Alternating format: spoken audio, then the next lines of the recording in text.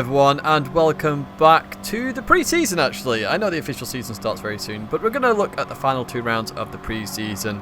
This one is obviously round number 9. We're in Group 4. We're at Autopolis, and we're in the Audi TT, which is a front-wheel drive car. So this track really not suited to the Audi TT, but let's see what we do on this qualifying lap as we head towards the first corner. You're going to brake around that orange mark on the left hand side, brake turning. We've got to try and chuck it in. We just missed the apex a little bit there, so losing a little bit of time there as we go onto the exit with the rear clipping the grass there. The car likes to rotate a little bit.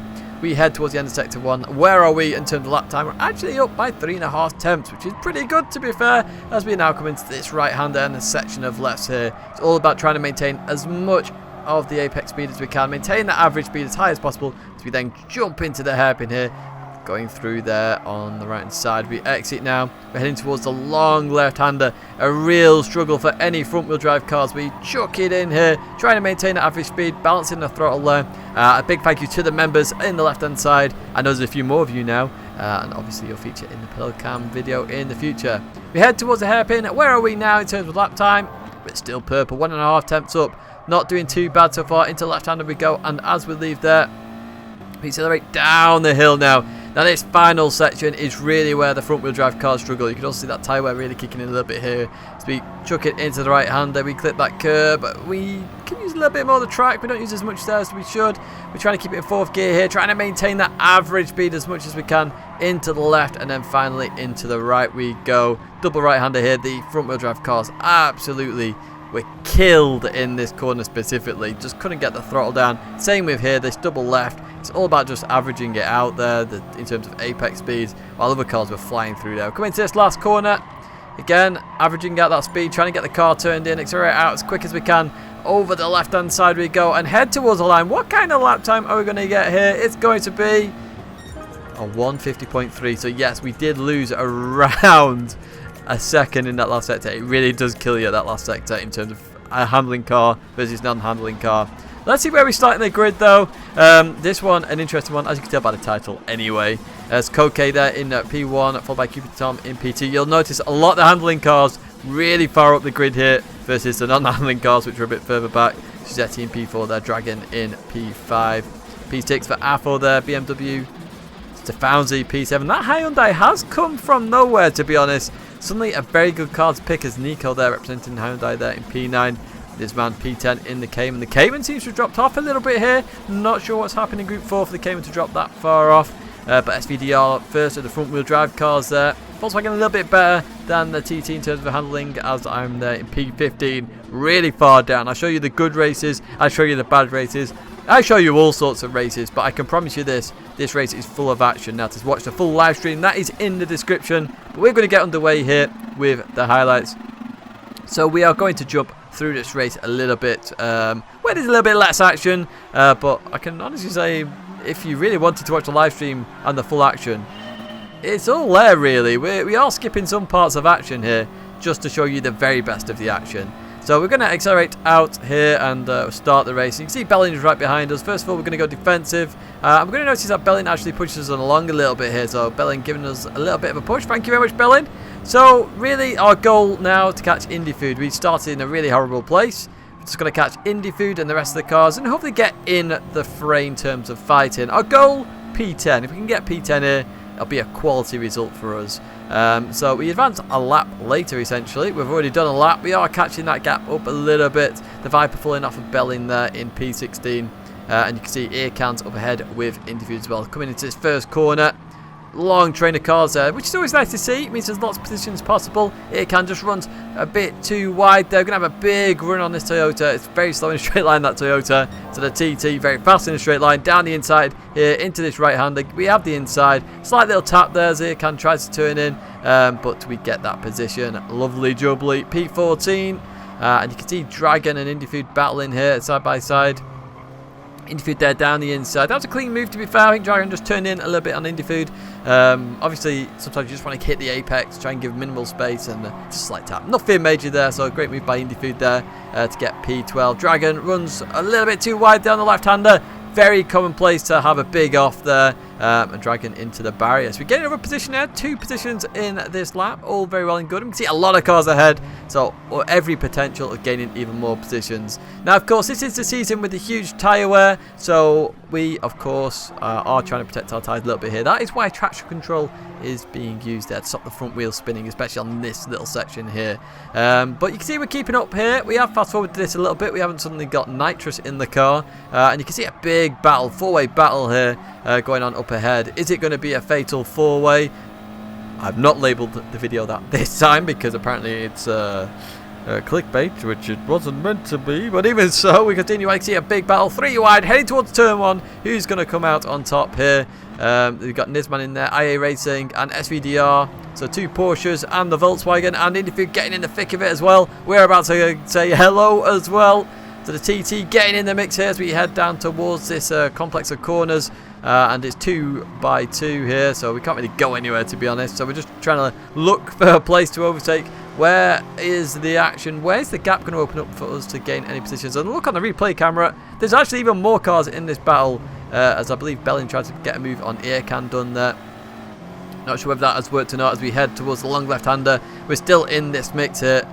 Can we get anything done? So coming through here, SVDR up ahead trying to battle Nisman. We've got IA Racing trying to get back past Indyfood. We're sort of at the back of this mini pack, and there's another mini pack behind. Look at that TV camera, it looks amazing. So this is sort of battle the rest. All the other cars ahead are like the supercars, and this is sort of group 4.5 here at this track. So we can see what we can do here. Irkan's actually managed to keep hold of that position as we head down towards this right hander. You can see our tyres have literally melted away here. As we continue on around this right-hander. Again, look at this battle. 5-way car. Fatal 5-way. Can we have that, guys? Fab 5? I don't know what else you could call this group of cars. But through we go. And this is where the Audi really struggles here. Any front-wheel drive car struggles here. SVDR up ahead as well. As I say, that the Scirocco does handle a little bit better than the TT in terms of handling circuits. But I think the TT might be a little bit quicker on the straights. I'm not too sure. I haven't actually done the test of that. But you can see how the front wheel drive cars struggle here. Indyfood trying to go around the outside. SVDR pushes Indyfood off there. Not intentional, I don't think. It's just a very tight corner to go 2 wide. So we get 2 positions there. Up to P11. You know, we're heading towards that P10, which is what we want. But yeah, going back to that incident, I think it's just one of those where 2 into 1 doesn't go. It's quite of a... It's a weird angle. A weird angle. We nearly ran off wide there. It can very close behind us. And yeah, 2 into 1 doesn't go in that corner, I'm afraid. And that's what happened there, especially with a front-wheel drive car, which is just going to understeer off. So, very risky move to do. Anyway, we continue on around this left-hander, and we go in to the right. And you see Nisman, IA Racing up ahead, both in the Porsches. I'd say very surprising to see the Porsches here fighting. I expected them to be a bit further up, but obviously the Porsche is struggling with the tyre wear as well, which is interesting to see, because it used to be one of the best. Anyway, we'll leave that long left-hander Aircan all over the back of us now. We've got a bit of pace here in the car, so we can accelerate out towards the hairpin at the top. This man goes defensive for IA Racing as we then come in to the left-hander. Obviously, this is lap number 4. We have 9 laps. Halfway is 4.5, which means pitching on lap number 4, just because we have that heavy fuel load prior to the fuel getting to this point, which is around 60%. I see Nisman going defensive, running a little bit wide there as well and a bit deep. So that slows them both right up, keeps us in this battle for P9. We obviously want P10. That's our goal here. And you can see the queue of cars behind us as well, all trying to fight for this position. So it's great little racing here in this Group 4.5. This is what we're going to call it in the race, because we're definitely not in Group 4 with the likes of Cubitom, Koke, Giuseppe in those Toyotas and in those Alfa Romeo 4Cs. Into the last corner we go. Well, second to last corner actually, because obviously we've got that slight left here where the incident happened on the previous lap. Through there we go. We're going to head towards the pits now. My goal here was just to take the straightest line possible. We slightly tapped IA Racing into the barrier there. We didn't mean to do that. I was worried I was going to get a penalty for that. So do we get a penalty? And we don't, fortunately. Fortunately, we don't get a penalty, so we come out the pits and we can fight IA Racing. There was every potential IA Racing could actually have gained the 2-second bonus there if the short pit had happened. But even so, no gain, no loss, no harm, no foul as we leave the pits. IA Racing goes defensive, knows the TT is going to be quick on the first couple of laps. So into here we go. We outbrake ourselves a little bit here, trying to really go for this move. So we've got the inside for this double left-hander, but of course TT front wheel drive going to struggle to maintain his position as IA Racing goes defensive on the inside at that hairpin. Round we go, and it's going to be line astern again. This man getting away a little bit there, but a good little battle there with IA Racing as we head towards left-hander. Through here we go, and we're going to head up the hill, but we're going to advance a little bit later on now. So this man IA Racing still up ahead. We've got SVDR behind us, a big queue of cars again. And our goal is P10. Afo had just come out the pit, so ignore Afo basically, just went the extra lap. Lucky to get ahead of this traffic. Or skill, you could look at it as skill, planned it perfectly. You just see a slight tap there in this man and IA Racing. And what an opportunistic move that was. I was like, hello, I'll take that one, thank you very much. Up to P10, which is where we want to be. Literally the slightest of taps there opened an Audi TT size gap. There wasn't much more there. No contact with IA Racing, and we got that position. So I was so happy with that move as we head towards this hairpin. Now our goal here was just to accelerate a little bit, because we know later on our tyres are going to kick in, and we're going to have to defend for our lives. So let's fast forward a little bit here. Now as we come towards the right hander, you're going to see Afo just disappear into the sunset. Warp drive for Afo. Away he goes. This man we're going to try and hold on to in terms of slipstream and everything else, because if we're in the slipstream on this start finish straight that's coming up, we can actually, you know, keep up and get a bit of speed on people. You saw in the qualifying lap we're 3.5 tenths up on the pole time. That's because the Audi TT is bloody fast on the straight. So you see we're defensive here. IA Racing in that slipstream, not really gaining on the TT here. So this is where our advantage is. Goes to the left hand side, so we move to the left as well. Gives another, basically a Porsche space on the left hand side, because he will brake later than me, and he did go to the left, and I can't make two moves and block him again. So you know, we give enough of a space there, and we stay defensive here, stay to the right hand side. We realise he's not going to get us there, so we can take the racing line at this point into this section of corners. We go the right, then left, and we are going to defend for our lives at this point. This man is going to disappear as well, because this is where tyre wear has an impact. We've got SVDR behind us. The Volkswagen does have better tyre wear than the Audi TT, but we have been trying to look after the tyres. Slightly higher gears, traction control on one as well, brake balance on +5, really trying to, you know, manage those tyres as best as we can. And you can see we've got a four-way battle, a fatal four-way once again here at Autopolis Group 4. So into the left-hander we go, the hairpin. You can see, look at that, we completely missed the apex there, but so does IA Racing, so we don't lose out too much. It's all about defensive driving here. As long as I defend well enough, I should be able to keep this position. That's my goal. Can we do it? We've got basically 2.25 laps remaining, give or take. Into the right-hander we go. You can see this man has broken away, 1.3 second gap, but the gap behind very close. And you're going to see here, look how fast IA Racing gains on us through here. So this is the Achilles heel in front wheel drive cars, this corner here, because you've got to just keep it on the inside. If you keep it on the inside, you defend the position. So that's all I've got to do. I've got to slow it right down, and that's why these guys are keeping up with me, especially IA Racing in that Porsche. He can have a lot higher apex speed through there, but he can't, because I'm there. I'm a mobile chicane.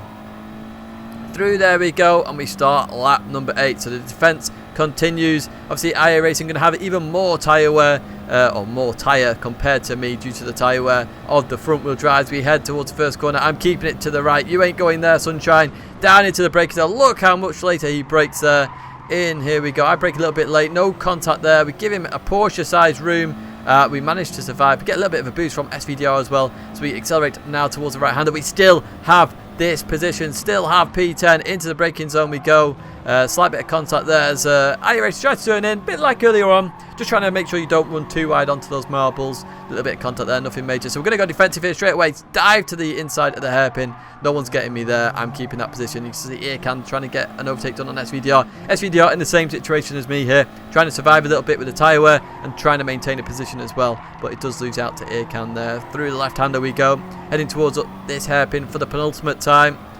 And you can see the defense really is on. We've got the power on the straights. This is our primary strength here in terms of defense. We've got the power on the straights. And you can see we take the same sort of line. Do miss the apex a little bit more, but there's not enough of a Porsche side gap there. Get a bit of a push from IA Racing on the exit just because he can carry so much more speed. But we're going to keep that position. IA Racing looks to the inside. Can't quite get that done. Through the right hander we go. And then we have the right hander here again. Now, it's all about maintaining his position, but IA Racing gets on the inside, just gets it. There's a little bit of a push there, nothing major, and Irkan goes to the inside as well. Fortunately, outbrakes himself, yeah, pushes me off. Now, at the time, I was pretty frustrated with that. I could see the penalty was given there, so that's fair enough. The game saw that that was the incident. Slight mistake from Irkan. It wasn't malicious in any way. So we carry on a bit further on.